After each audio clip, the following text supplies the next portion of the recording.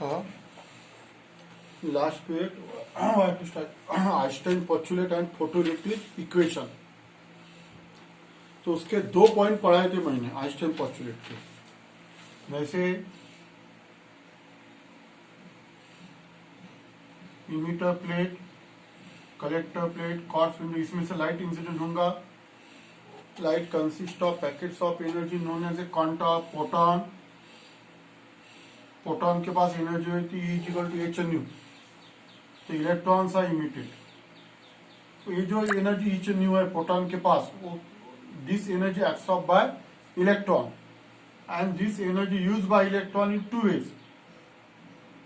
Part of energy used by electron to emit from metal surface known as a work function and remaining part used as a maximum kinetic energy.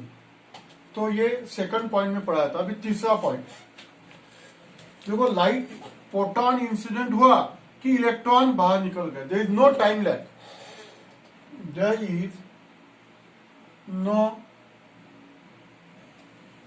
Time lag between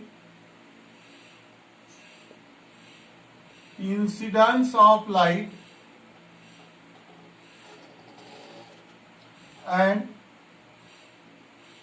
emission of electron यानी light incident हुआ कि electron बाहर निकला, यानी ये when incident radiation, ये जो incident radiation है ये तो स्टॉप, अगर उसको स्टॉप किया अपन ने, ये स्टॉप किया तो ये जो इलेक्ट्रॉन इमिशन होना वो भी स्टॉप हो जाएगा। Photo electric emission stop, then photo electric emission immediately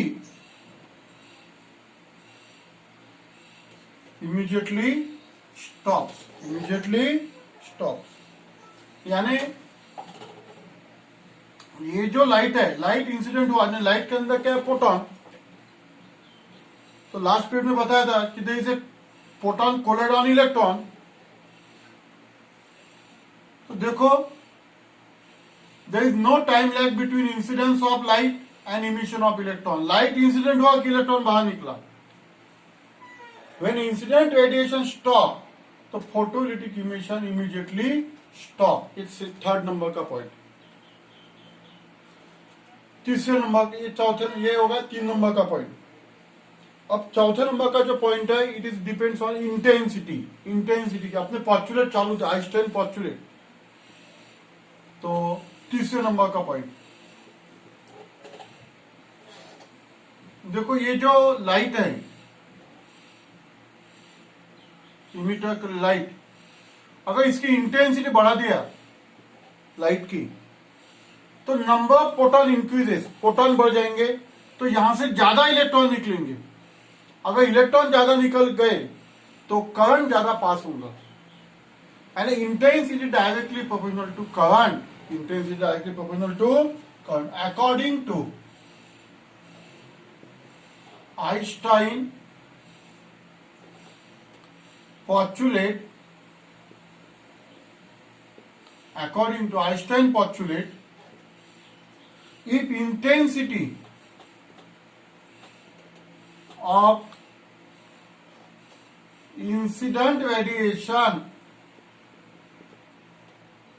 increases, अगर इसकी इंटेंसिटी बढ़ा दी तो नंबर ऑफ फोटॉन बढ़ जाएंगे। then number of photon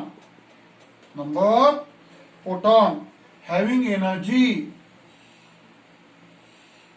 कितनी उसकी, h/nu, एनर्जी h/nu increases। यानी अगर इंटेंसिटी बढ़ा दिया तो फोटॉन की संख्या बढ़ जाएंगी। तो फोटॉन अगर बढ़ गए तो ये जो इलेक्ट्रॉन्स यहां से निकल रहे मेटल से, ये भी ज्यादा निकलेंगे। रेट ऑफ इमिशन इंक्रीजेस, तो करंट भी बढ़ जाएगा। करंट क्या हो जाएगा, बढ़ जाएगा। द एनर्जी, ये जो एनर्जी है,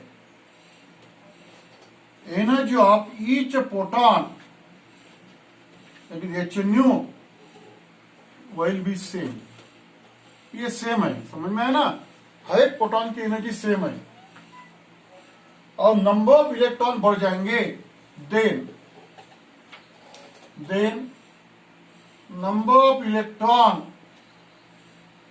increases, therefore photo current also increases.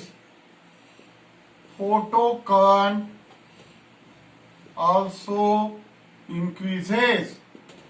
ये चौथे नंबर की प्रॉपर्टी है। यानी ये इंटेंसिटी बढ़ा दिया तो प्रोटॉन बढ़ जाएंगे, तुमको बताया था लास्ट पीरियड में। अगर प्रोटॉन बढ़ गए तो कोलाइड ऑन इलेक्ट्रॉन, तो इलेक्ट्रॉन यहां से बाहर ज्यादा निकलेंगे। अगर रेट ऑफ इमिशन बढ़ गया, ज्यादा इलेक्ट्रॉन निकल गए, तो करंट भी ज्यादा हो जाएगा। Photo current also increases. ये 4 नंबर की प्रॉपर्टी है। 5 नंबर की प्रॉपर्टी, 5 नंबर की प्रॉपर्टी कैसा है कि देखो, ये जो कलेक्टर है इसको अपन पॉजिटिव पोटेंशियल देवे। फोटो करंट डिपेंड्स अपॉन, ये जो current depends upon collector current. अगर कलेक्टर करंट बढ़ा है अपन, तो ये करंट भी बढ़ा। एक टाइम ऐसा आ जाएगा कि number of electron emitted from metal surface is equal to the number of electron attracted. जितने इमिट हो गए उतने अट्रैक्ट कर लिया उसने। तो यहां पे क्या होगा कि करंट ज्यादा पास होगा। That current is known as a saturation current. That current is known as a saturation current. If collector, लिखो 5 नंबर का point, collector is at positive potential. Collector को पॉजिटिव पोटेंशियल दिया। अगर पॉजिटिव पोटेंशियल तो क्या होगा, then electrons from metal surface attracted by collector plate, वो जो कलेक्टर प्लेट है वो अट्रैक्ट हो जाएंगी। ठीक है। If collector is at positive potential, then electrons from metal surface attracted by collector plate. If positive potential of collector increases, इसका अगर पॉजिटिव पोटेंशियल बढ़ा दिया तो क्या होगा, then photo current also increases. Photo current also increases. ये photo current भी बढ़ जाएगा। एक कंडीशन ऐसे आ जाएंगी कि number of electrons is equal to number of electron attracted by collector at some stage. Number of electron at some stage, number of electrons emitted by metal surface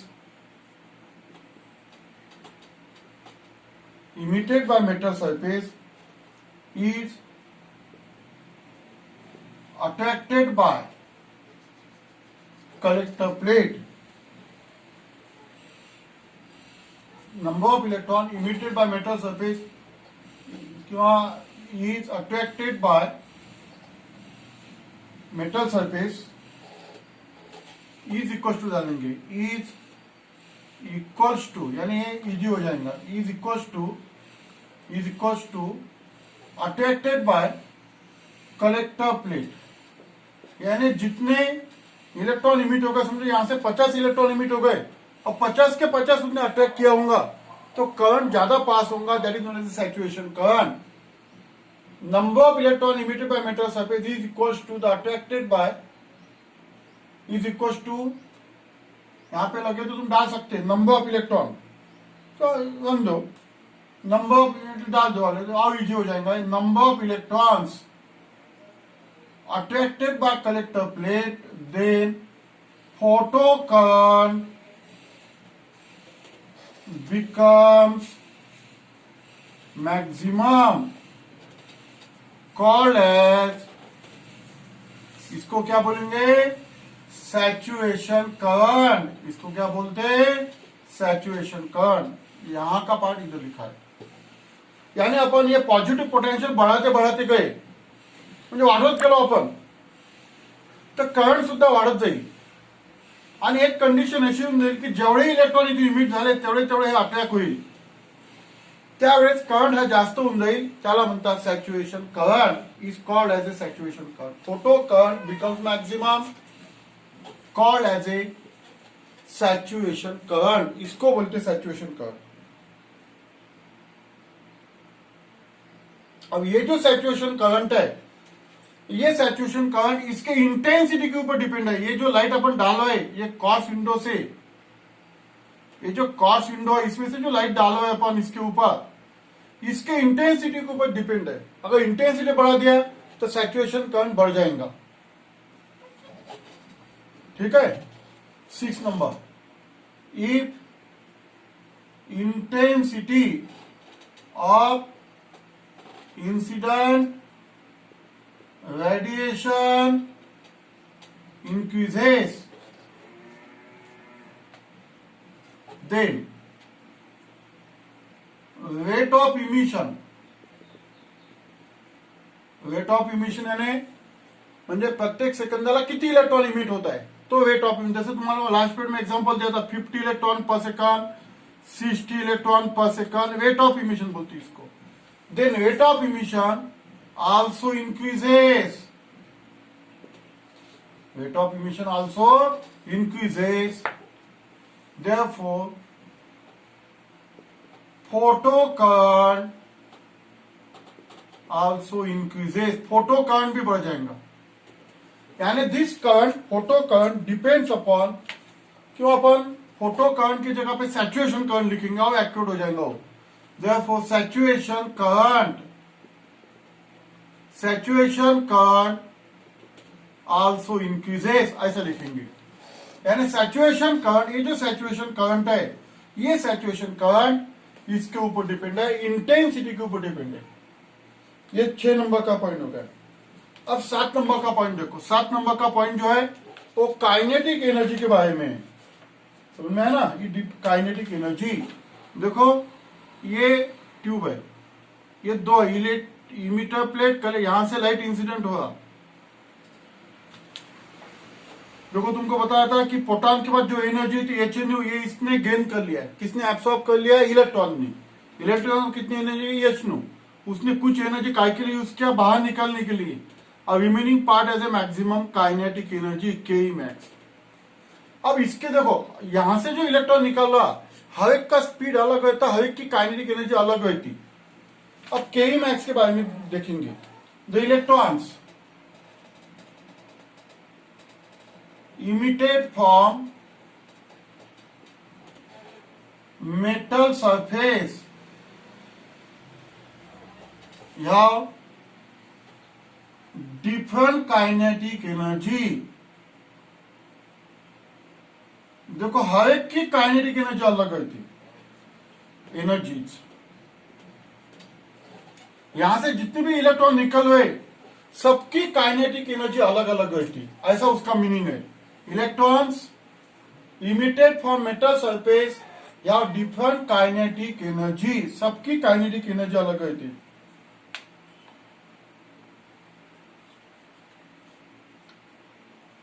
अगर kinetic energy कम है तो यहां पे वो इलेक्ट्रॉन जाएंगे नहीं, collector तक जाएंगे नहीं। सफिशिएंट काइनेटिक एनर्जी होना to reach the collector, collector तक जाने के लिए उसके पास कुछ ना कुछ सफिशिएंट काइनेटिक एनर्जी होना आवश्यक है। इफ, वो पॉइंट लिखेंगे, if kinetic energy is not sufficient,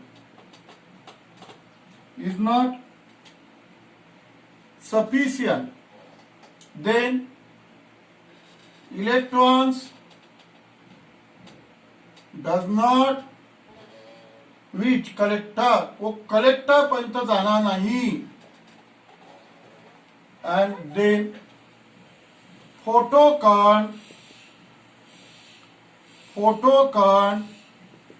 will be 0।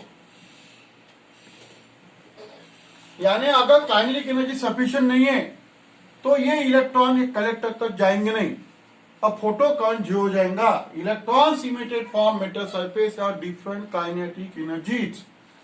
If kinetic energy is not sufficient, then collect electrons does not reach collector, then photon will be 0। ठीक है। Now let देखो, तुमको last stopping potential का point पढ़ाया था मैंने, इसको अपन नेगेटिव पोटेंशियल देते। Negative potential supply to collector so that photocurrent decreases to 0। That negative potential is known as stopping potential. इसको बोलते अपन stopping potential.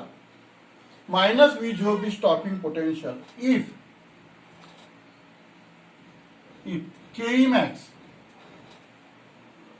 Less than V जो, क्यों अपन ई इंटू वी जो लिखेंगे, ई इंटू वी जो।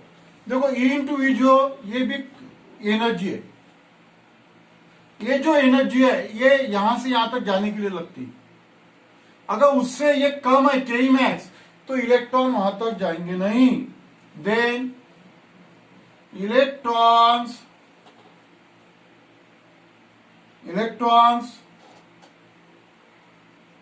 cannot reach collector, कलेक्टर तक वो जाएंगे नहीं। अगर इससे ये भी एनर्जी है। देखो इलेक्ट्रिक पोटेंशियल का फॉर्मूला वर्क अपॉन चार्ज, तो work is equal to work potential into charge, ये फॉर्मूला।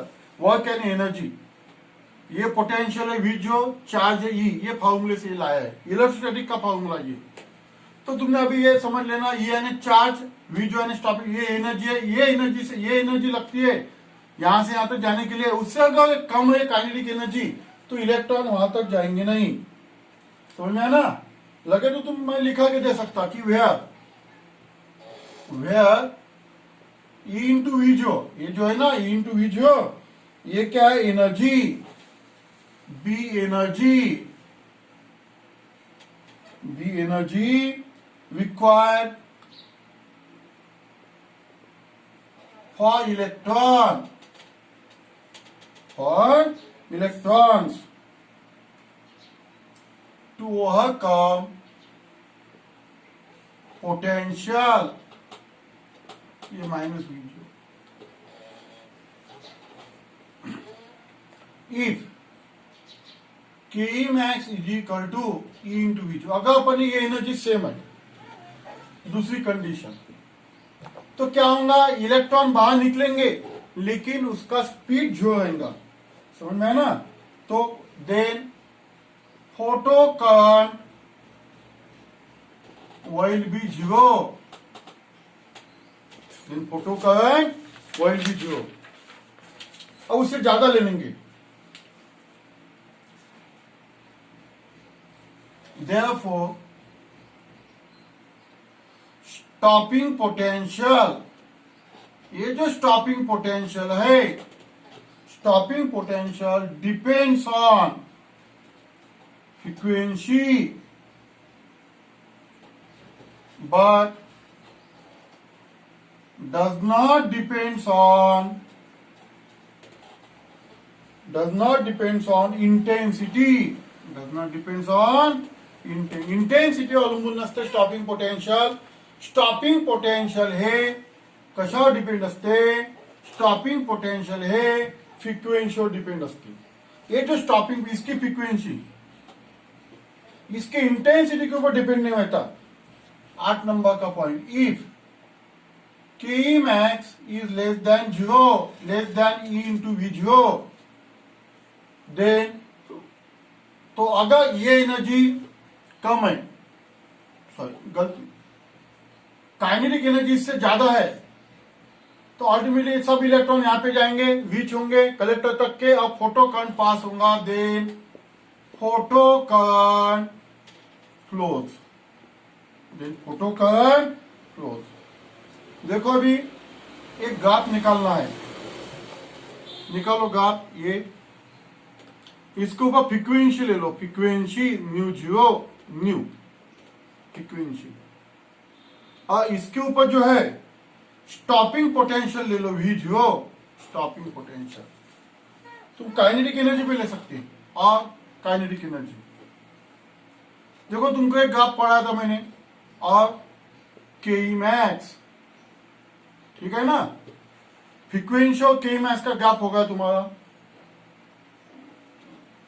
उसको ऐसा पीछे लेके आओ, ये 5 जूल, ये न्यू जीरो थ्रेशोल्ड फ्रीक्वेंसी, इसको वर्क फंक्शन बोला, इसको क्या बोला है, वर्क फंक्शन। देखो आइंस्टाइन इक्वेशन तुमको मालूम है, K max is equal to h nu, K max is equal to h nu minus 5 zero, Einstein photo electric equation, ठीक है। बट के मैक्स का फॉर्मूला लिखा के दिया था लास्ट पीरियड में, ई इंटू वी जीरो, वैल्यू इसके डालते हो, therefore E into V zero is equal to H nu minus phi zero, ये आ गया, V zero is equal to H upon E nu minus phi zero, E इधर लेके आओ,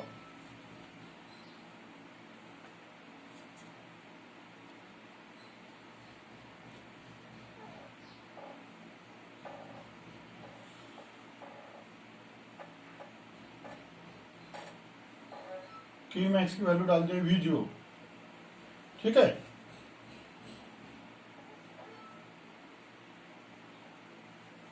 ठीक है, तो ये देखो अभी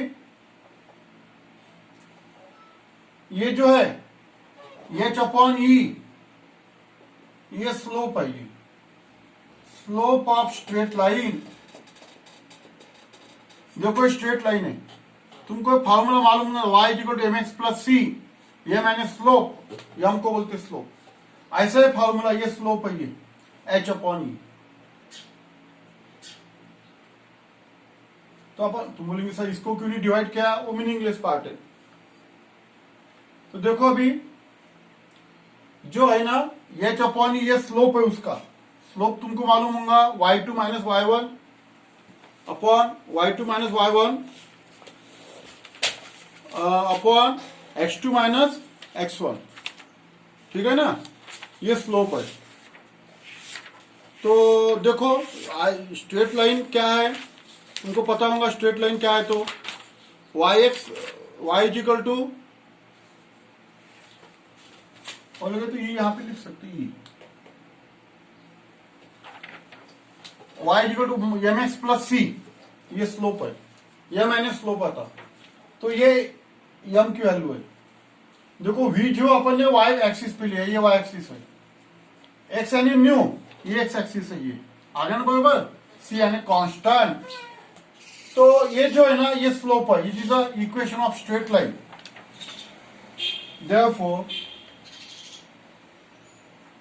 therefore stopping potential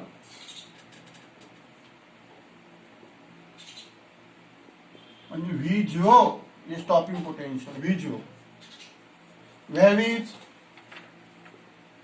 linearly with frequency। अपन ऐसा भी बोल सकते हैं stopping potential directly proportional to frequency, ऐसा भी बोल सकते हैं। यानी आइंस्टाइन इक्वेशन है, ये के मैक्स वी जो की वैल्यू डाल दिया, ये यहाँ पे डिवाइड किया, ये कांस्टेंट बन गया, ये एच अपॉन ये स्लोप बन गया, तो stopping potential directly proportional to frequency, ये 8 नंबर का। तो ये होगा 8 नंबर का पॉइंट। और 9 नंबर लास्ट पॉइंट, फिर इट इज क्लियर दैट, तो अभी ये अपना खत्म हो गया Einstein postulate. It is clear that magnitude of photo current, photo current अभी तक के किसके ऊपर डिपेंड है, इंटेंसिटी।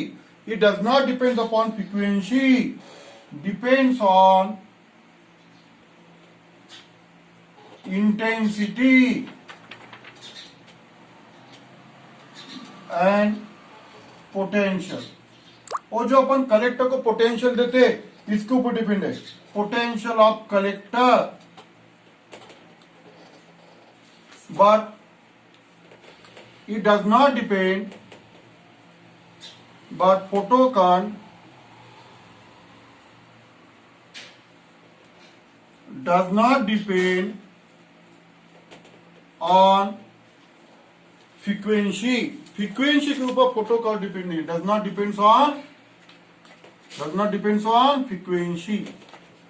तो ये इंपॉर्टेंट अपन ने ये एक्सपेरिमेंट तो देखा है आइंस्टाइन, है ना। आइंस्टाइन ने क्या किया कि फोटो इलेक्ट्रिक इफेक्ट जो स्टडी किया उसके ऊपर से उसका इक्वेशन लिखा और उसने वो ऑब्जर्वेशन निकाले। तो ये आखिरी का ऑब्जर्वेशन निकाला है, it is clear that magnitude of photon depends on intensity and potential of collector, but photon does not depends on frequency.